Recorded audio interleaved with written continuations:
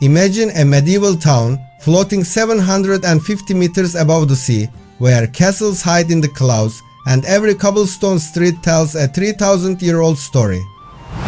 Welcome back to Alp Travels, and this is my Erice Sicily Travel Guide 2026 of Sicily's legendary Cloud City. This is easily one of the most beautiful villages in Italy, but visiting Erice requires a bit of planning. In this video, I'll share exactly what to do in Erice, a smart itinerary, essential travel tips, must-try Sicilian food, and the exact budget you should expect. If you're ready to explore, hit that subscribe button and let's start the tour.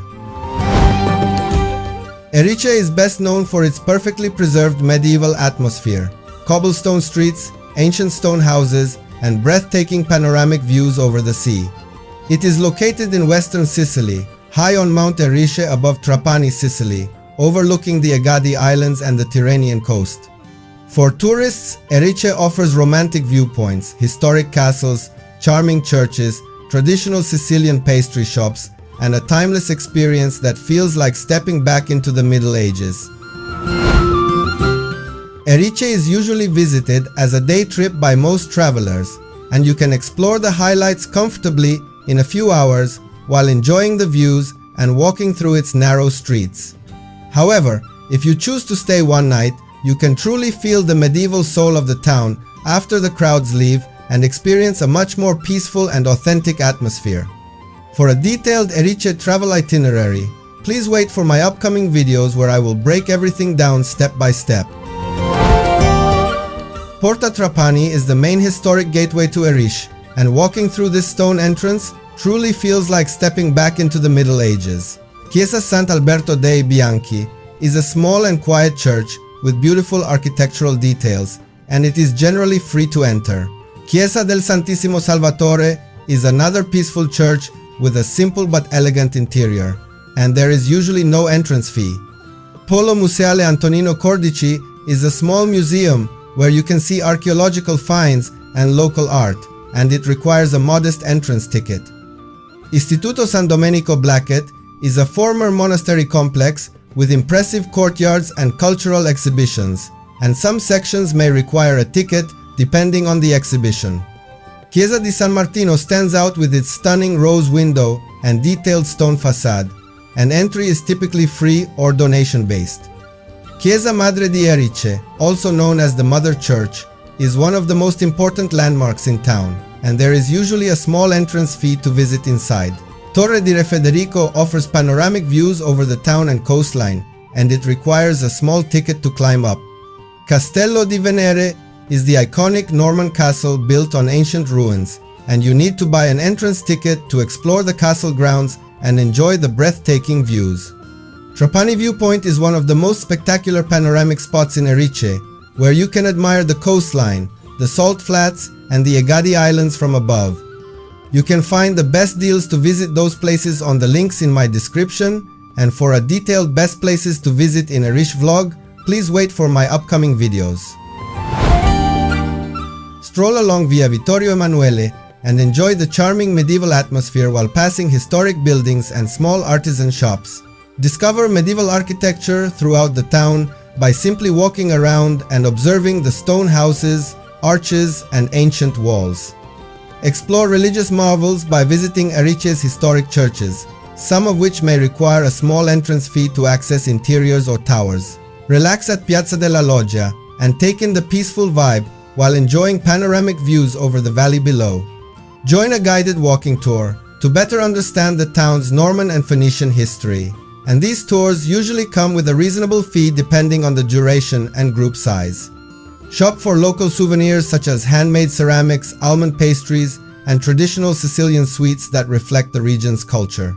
Take a day trip to Trapani by cable car, which operates in most seasons and requires a ticket, offering stunning aerial views on the way down. Taste authentic Sicilian dishes in local trattorias, especially fresh seafood, pasta with pesto alla Trapanese, and the famous Genovese pastry of Erice. Explore hidden narrow streets where you can escape the crowds and find quiet corners that feel untouched by time. Relax at authentic cafes with a strong Italian espresso and freshly made cannoli while enjoying the slow Sicilian lifestyle. You can find the best deals for activity offers on the links in my description. And for a detailed best things to do in Erice travel vlog, please wait for my upcoming videos. The closest airport is Vincenzo Florio Airport Trapani Birgi, which is about 30 minutes away by car, and you can easily arrange an airport transfer, taxi or rental car from there. You can also reach Trapani by train from major Sicilian cities, arrive by cruise ship to Trapani port, drive by private or rental car from nearby cities like Palermo, and then take the scenic cable car up to Erice. And personally, I flew via Istanbul to Palermo with the high-quality services of Turkish Airlines before continuing my journey. Erice Old Town is best explored on foot, because the entire experience is about slowly walking through its cobblestone medieval streets. Cars and motorbikes are not allowed inside the Old Town. There is parking available outside the walls, and the narrow stone streets are not suitable for bicycles either. The best area to stay in Erice is inside the Old Town if you want a romantic and authentic medieval atmosphere, while staying in Trapani below can be a more budget-friendly alternative with easy access by cable car. Budget travelers can find small guest houses and B&Bs with simple but comfortable rooms, often run by local families. Mid-range hotels offer charming historic buildings with panoramic terraces, and for a special stay, I personally stayed at Hotel Elimo Ristorante Panoramico for around €100 per night for 2 people in May, which offered incredible views and great value. You can find the best deals for accommodation options through my links below in the description. Erice is generally more affordable compared to major European cities like Paris, London or Rome. A coffee usually costs around €1.52. A casual restaurant meal is about €15-25 per person, and entrance tickets to main attractions are usually between €3-8.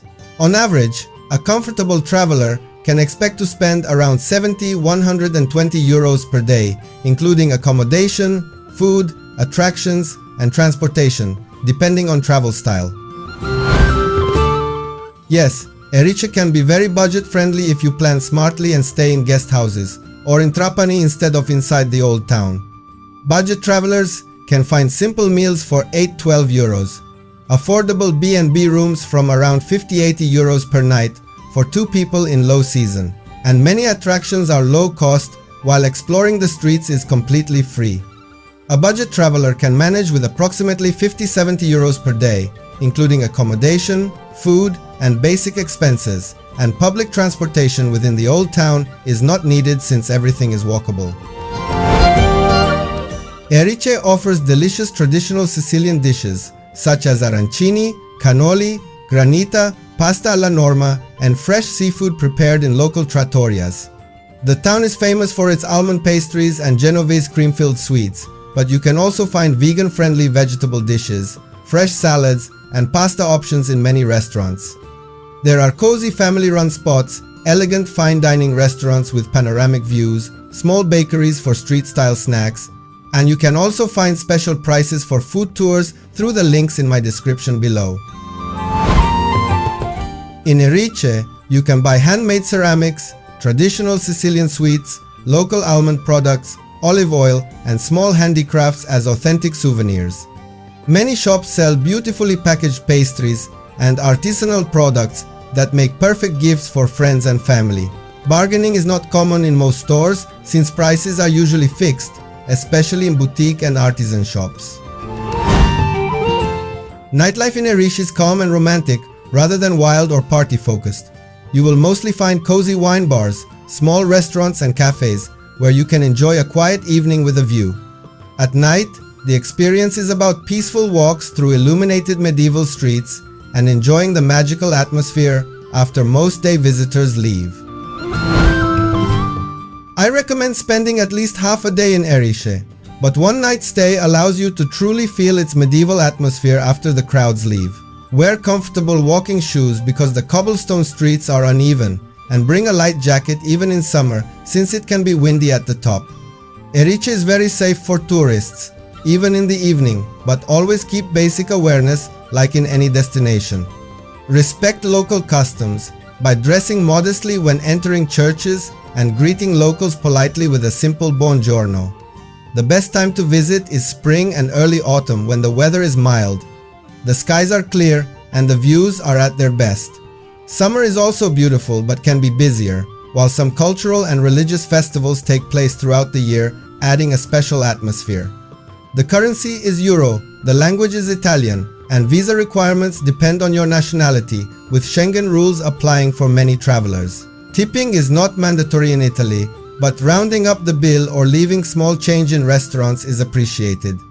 For internet access, you can use local SIM cards or eSIM services like YesSIM, and you can find a special price for my viewers through the links below in my description. Useful apps include Google Maps for navigation, Trenitalia for train schedules, and local weather apps to check wind conditions before visiting. One common tourist mistake is rushing through Erice too quickly without exploring the hidden alleys and viewpoints that make this town truly special. Erice truly impressed me with its timeless atmosphere and breathtaking views, and yes, I absolutely think it is worth visiting. I highly recommend it for couples looking for a romantic escape, families who enjoy cultural trips, solo travelers who love peaceful towns, history lovers and photographers chasing dramatic landscapes. What I loved most was the quiet medieval vibe and panoramic viewpoints, and what I liked least was how crowded it can feel during peak midday hours. My honest advice is to stay at least one night, explore early in the morning or late afternoon, and take your time getting lost in the narrow streets. Don't forget to like, comment, and subscribe to my YouTube channel for more detailed travel guides. If you have any questions, drop them in the comments here or on my YouTube videos, and I'll be happy to reply.